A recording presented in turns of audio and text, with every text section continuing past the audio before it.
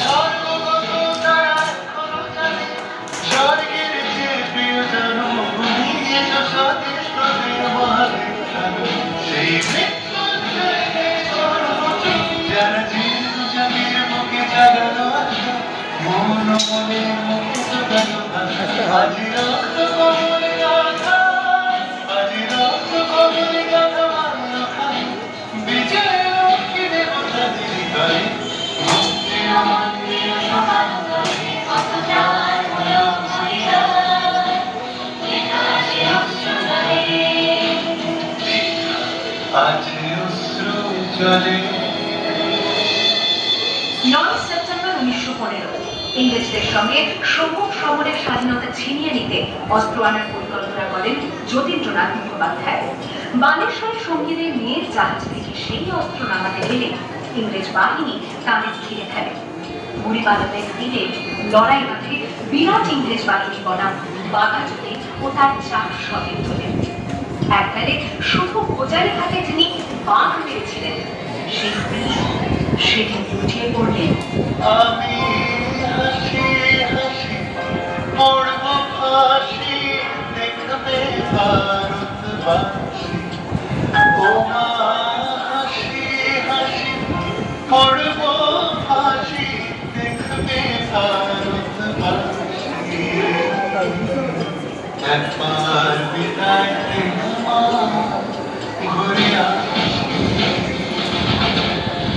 18 April 1918 master Surya Sen ও তার 65 জন শিষ্য মিলে পরিকল্পনা করে চট্টগ্রামে ব্রিটিশ পুলিশের অস্ত্রাগার লুট করেন এবং তারপরে লুকিয়ে আশ্রয় নেন জালালাবাদ পাহাড়ে।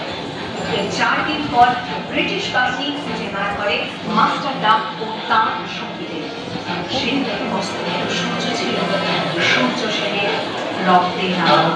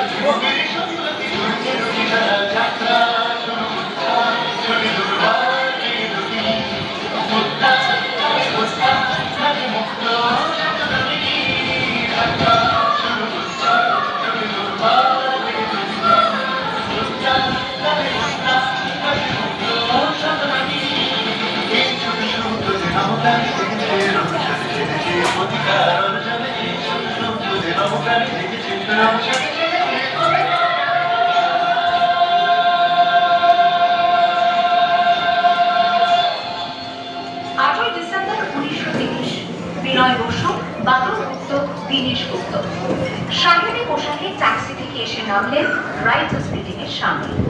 সোজা উঠে গেলেন দোতলায়। সামনে সিমসনের ঘর।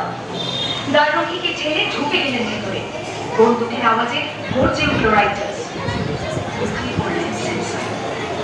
এরপর রাইটার্স বিল্ডিং এর অনেক বারবার গর্জে উঠল বিপ্লবীদের গুলির শব্দে। তারপর টেগার সাহেব তার বাহিনী নিয়ে ঘিরে ফেললেন বিনয় বাহিনী।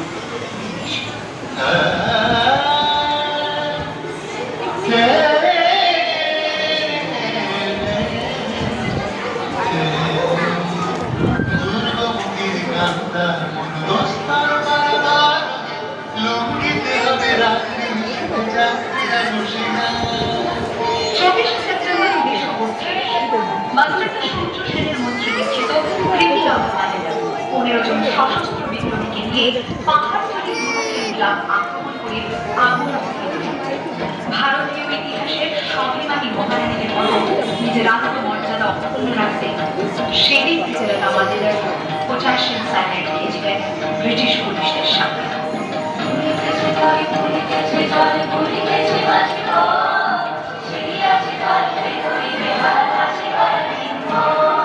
খেয়েছো জবান হওয়া হওয়া আগে যে ভবিষ্যৎ এত ভাগ ভাগ দিতে হবে পারি